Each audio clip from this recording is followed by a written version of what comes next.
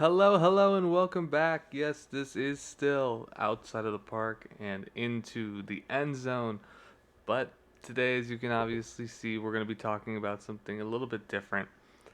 Uh, we are going to be discussing NBA basketball. For the first time on this channel, I was inspired to do this because there's only about 8 more games left in the NBA season. So every game has become crucial now.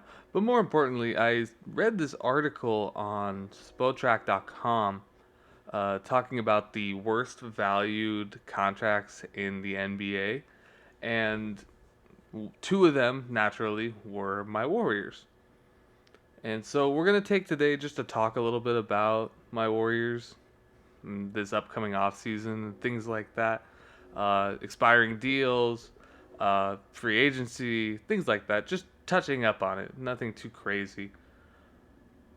But it did lead me down a little bit of a rabbit hole as I found some interesting stats of a couple of the players. But we'll get into all of that. Uh, in the offseason, let's just say it probably won't be super pretty. There's going to be some major decisions that are going to have to be made. But let's just jump into it. The Warriors currently are sitting at the 10th seed, which is the last spot for the play-in. They're 40 and 34, and that gives them only a 2-game advantage on the Houston Rockets, who are the 11th seed. And I think they're only a game and a half back behind the Lakers from when I last checked it. But putting aside the standings in the postseason for now, as we primarily focus on the team going forward, there are going to be three important free agents.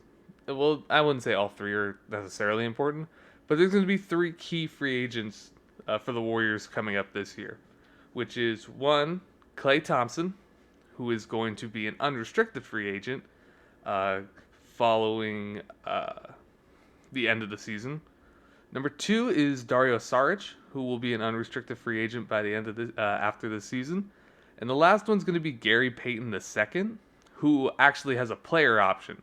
So we'll have to see if he exercises that. Now, the primary focus of this is going to be talking about what happens with Klay Thompson. I don't think I have to go into very much detail about Klay. All-time Warriors great, excellent three-point shooter in his prime.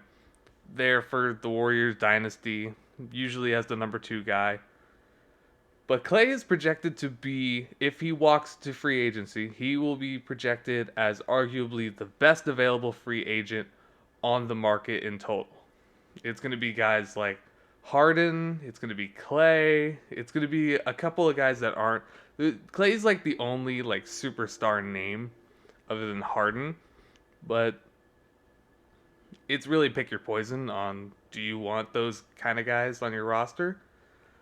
But the theoretical loss of Klay Thompson for the Warriors would be a massive moment for not just the team, but for the Bay Area in general, basketball fans as a whole.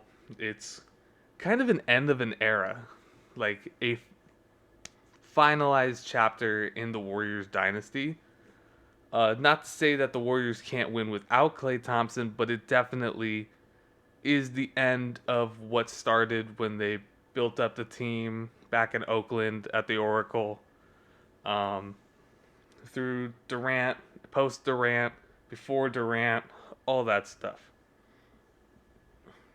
But more than likely, it's Klay is probably not coming back. Um, the reason for this is mainly, in my eyes, money. The Warriors have so much money spread around to guys who are definitely not playing at the amount that they are earning. I'm going to list three important contracts that are on the Warriors' current roster that are going to be that are deals that have a few more years left on them.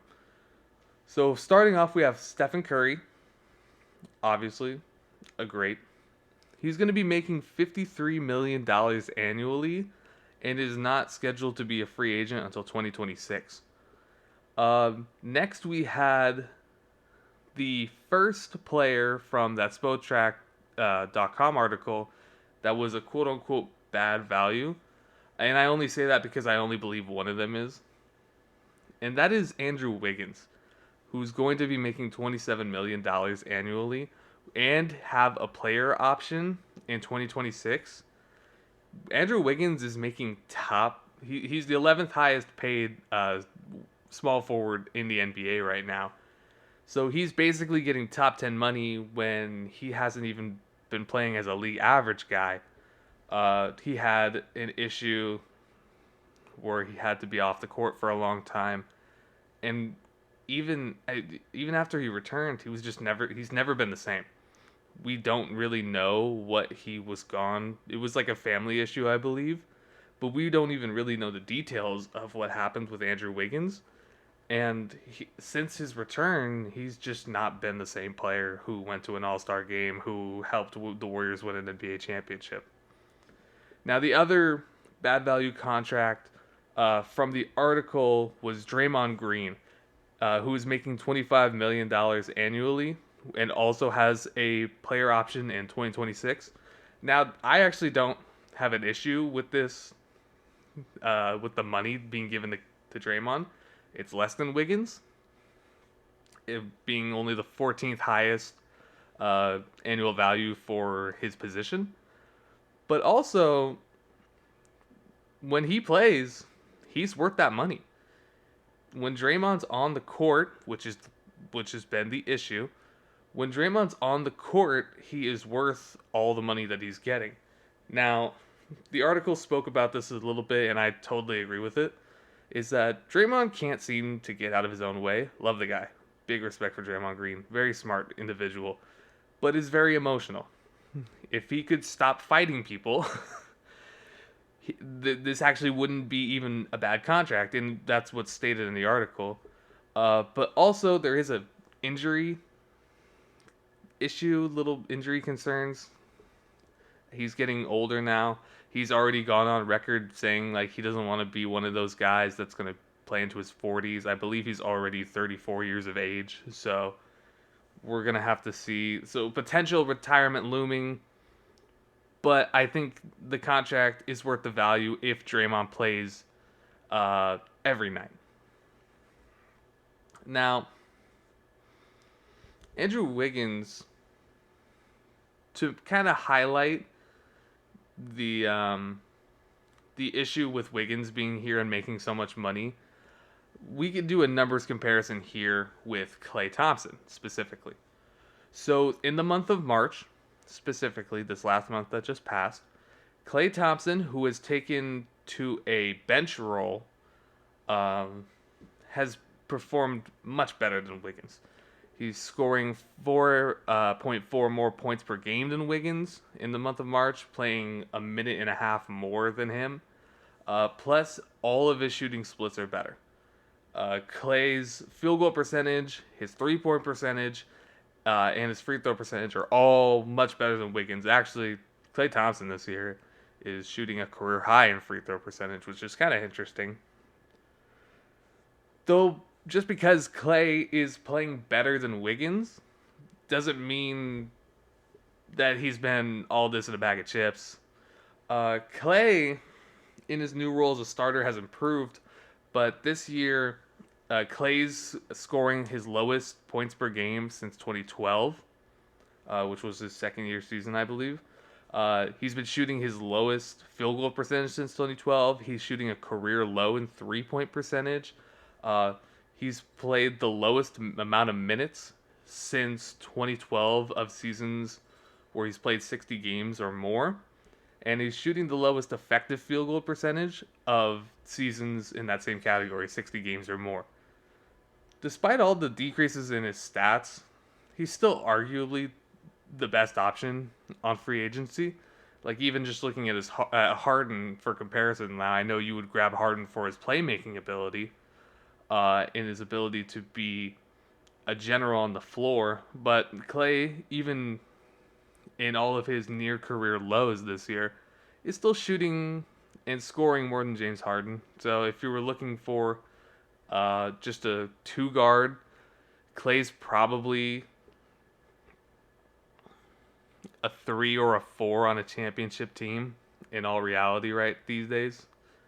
So if you're looking for a guy who's going to just drop 18, that's what Clay will give you. Um,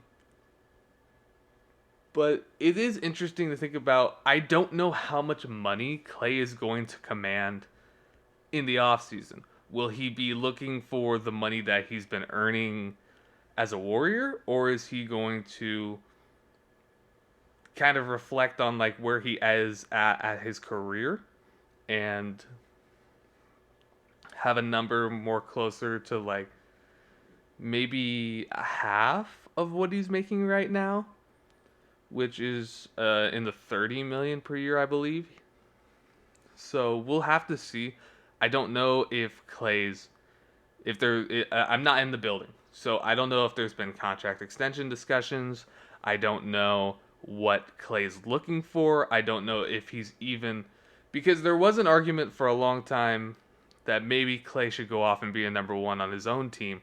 Now I don't think Klay Thompson could be a number one anymore, but I do think that Clay there is a possibility he could leave.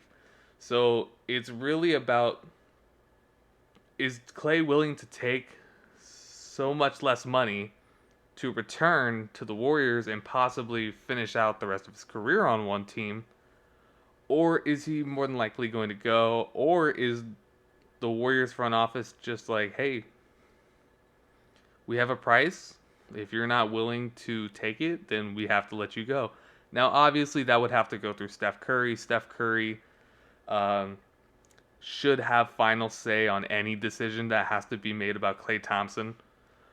But we're going to have to see on that. If Curry gives permission, like, yes, this is fine if to let Klay go, then by all means, the front office could just say, if you're not willing to take this, we're just going to have to let you go and bring in new talent, which would suck. And I am prepared in the event that that would happen, but it would be terrible to see. It'd be so sad. And playing against Klay would feel wrong. It really would. It like a guy like Draymond, you could like I could definitely imagine Draymond being on another team and playing against him, and I could fully envision what that looks like. But seeing Klay on another team against the Warriors, I don't know. It just doesn't feel right in my eye. But I am biased. I am a Warriors fan. Sue me. I hate to see him go, but he would always be loved by the Warriors, by Oakland, by all of the fans that have been here since the dynasty started. And that's all I really have to say on the matter. So hopefully he stays. We'll just have to keep our ears to the ground on this. I don't follow basketball like I used to. Obviously, this is a baseball and football show. So I only really pop in time to time, just like keeping up with the Warriors very, very casually. So it probably won't be for a long while that I make another like basketball video, unless the Warriors are just in the play-in and they're just dominating and they're going like to the finals. Like that, obviously, then I will make videos about that. But that's enough for now. Thank you all for joining me as I prattle on once again about my silly little sports discussions and my silly little statistics. But I appreciate you all for being here, and hopefully I will see you in the next one. Have a good day.